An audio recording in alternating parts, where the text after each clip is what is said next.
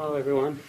Thanks very much for joining us, and good to be here to take any further questions that you may have around the Commission of Inquiry report released yesterday. But in the meantime, and there'll be an opportunity for you to get some images and some vision around some of our domestic and family violence coordinators in action. So part of the reforms which are already underway around building capacity for first responders is that the Commissioner has embedded domestic and family violence coordinators in the Brisbane Comms Centre here. There are additional positions which are funded as part of the $100 million yesterday. So of course they'll continue to boost capacity, and not just being present in comms centres but also presence in police districts right across the state. So just to give you a bit of an understanding about the work that a domestic and family violence coordinator will do, in the comms centre they overview the calls for assistance that have an element of domestic and family violence, and they work alongside other practitioners like mental health clinicians with visibility on domestic and family violence jobs across the state to support real-time frontline response. So comms officers are being able to communicate with the front line as things are happening with expert advice, a way of enhancing domestic and family violence response, as well as also supporting the front line. So clear analysis around the particular situation, expert advice and better support for our front line. And that is just an example of the additional work which will be funded, of course, with the initial $100 million investment that the state government made yesterday in improving the system, so that the system better supports not only the good people in the Queensland Police Service who are doing good work, but also people in the community who need the assistance of the system to help them in the situation that they're in. I'll invite the Commissioner to say a few things. Thanks. Thank you, Min. And as we know, there is an additional 24 DFE coordinators as a part of that package at some $4 million. I sincerely thank the government for that. And the Minister touched on the key role these people play, particularly in comms centres, and I do have people here from the comms centres. And I've actually been up there seeing how they interact in past months with the community. There is 6 with an additional 2 going up, and they cover the whole state. So the incredible part is that officers can easily, just chime in, ask for advice, so they have a visibility over the entire state and really have that connectivity and ability to talk to a senior person that has in-depth knowledge about domestic and family violence.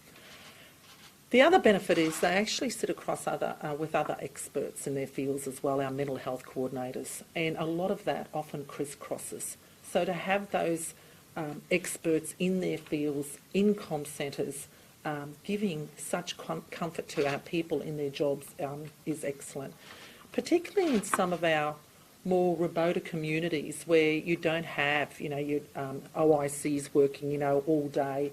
It's really an easy way to connect. So I think we do have the comms people here that might want to make a couple more comments, and then we can take a few more questions. Thank you. Thank you, Commissioner. Scott McQueen, I'm the Superintendent of the Queensland Comms Group. As the Commissioner indicated, we currently have embedded within the comms system statewide, where the State Duty Officer for Communications is embedded with a DV coordinator and also mental health practitioners. That gives us 2 options in relation to their use. One, they completely review any DV occurrence or any occurrence that has a domestic violence background as it is received and provides advice and direction to the frontline police.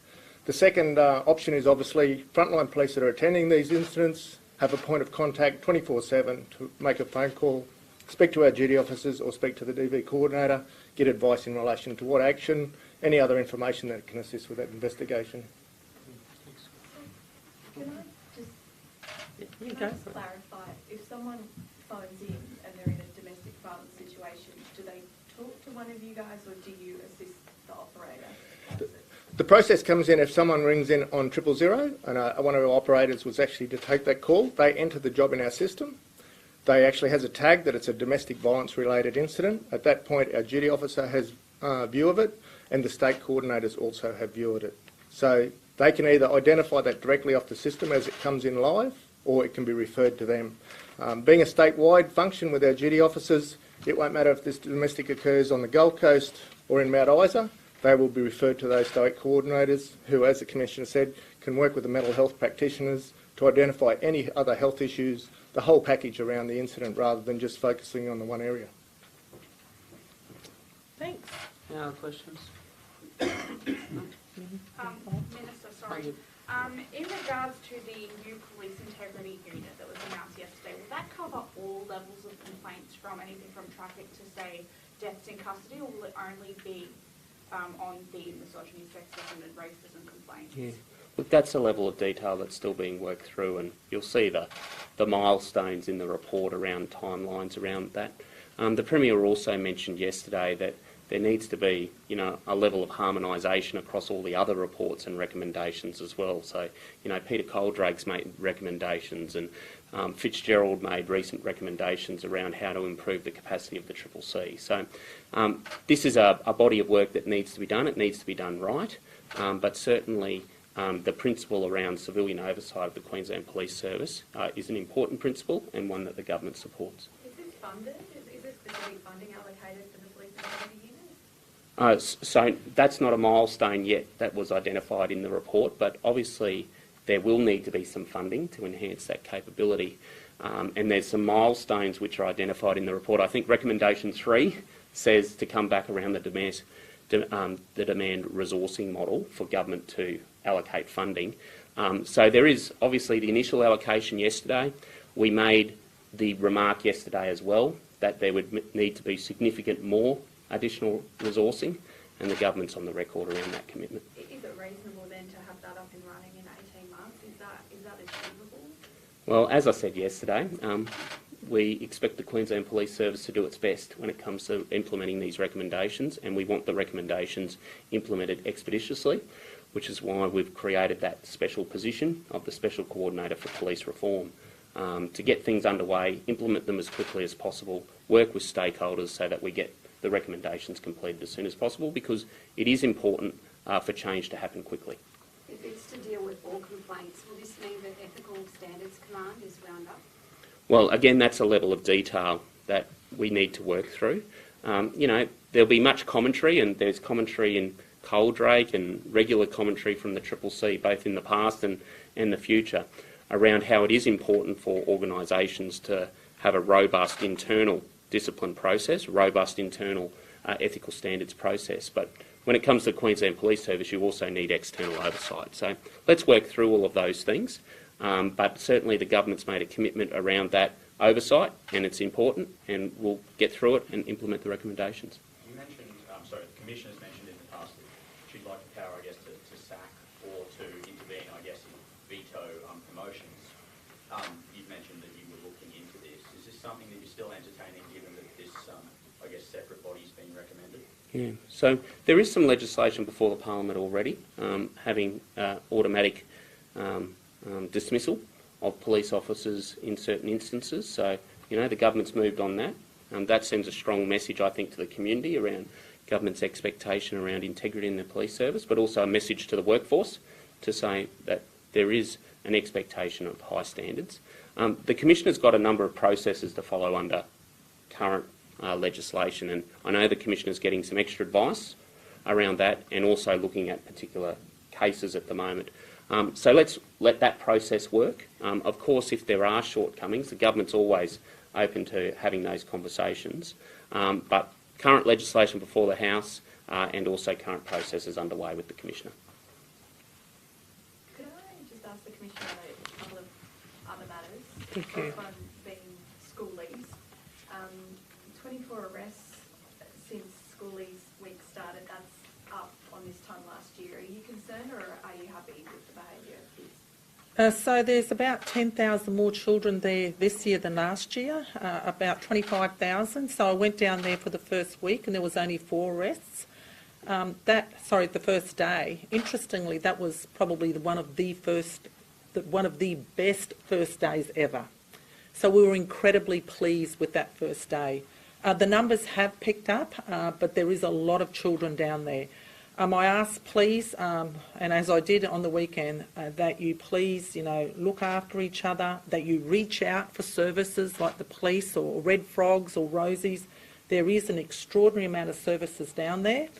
It is kind of at the midpoint now on Wednesday, but certainly The behaviour to date has been quite favourable, but I am disappointed that some of those numbers have picked up over the last couple of days. And the crash in the Lockyer Valley, yet again, cars stolen, and we see 3 teenagers in a critical condition. Your reaction to that? At the moment, this extraordinary challenge with teenagers stealing vehicles and putting it on social media for fun is extraordinarily difficult and challenging for police. And it's sad to see what has occurred. As you say, teenagers are critical and we don't know if they will get through this. It is responsibility of parents and carers to know where these children are and need to know where they are, because as a result, we've seen this tragedy. Police have confronted that. Again, these scenes are very, very confronting, as you can imagine. And we, as anyone, would like to see a reduction in that, in what has been not only a challenge for Queensland. I've spoken to my interstate counterparts, and this issue around kids in cars, particularly around social media, is a very big challenge for law enforcement at the moment. Commissioner, do you still want the power to sack officers? Sorry, I know that... Yes, sorry. So I've obviously spoken to the Minister about this, and I've looked at various models across Australia. Whichever model I choose, it has to have, obviously, review mechanisms in procedural fairness, natural justice. And I've had frank discussions with the Minister that the processes that I have now undertaken, which I've had to get a lot of legal advice on, and I'm going through those processes now, that if they are difficult and they don't have that required outcome, that we do have the ability to go back. I think what the organisation wants, what all good people in the organisation wants, and also what the public wants, is to see a fair but efficient and effective system. So essentially there do need to be changes, is that what you're saying, to extend more powers? So let's see what happens with what I'm doing at the moment. We haven't used this because I needed legal advice to do it. Let's see what happens, but the Minister knows that we've had these discussions, and as I said, the best system would be one that's timely, that's effective and efficient, but also that has those, mechanisms in for protections as well. Sorry, just quickly, a little bit of bad press recently, of course. Is this affecting, recruitment or staff retention at all? Do you think it will in future? So we haven't seen, it's challenging for recruiting at the moment across the world and Australia. So we haven't seen a change in that in terms of this. But certainly I would ask that the public have, confidence in their police organisation. As I always say, the vast majority of police are, wonderful people who go about their business and the business of protecting people. Sadly, these examples have provided some darkness for the organisation that we need to get on with reform. I go to a swearing-in on Thursday, and welcome those members into the Queensland Police Service. So for all of you who are out there, we actually are on a recruiting drive. Come and join the Queensland Police Service. Do you think Ethical Standards Command should continue to operate? There is a lot of research that shows that organisations should have mechanisms in place that actually take care of their ethical health, their integrity, some input, into that, in their own organisations. So I think as we lead up to the next 18 months, when those decisions are finally made, we do need to have a look at, what the best model is. And also, and the Minister touched on this, there is a lot of recommendations out there. There's other reviews, there's the Peter Coldrake review that talks about the clearinghouse, there's reviews into the CCC.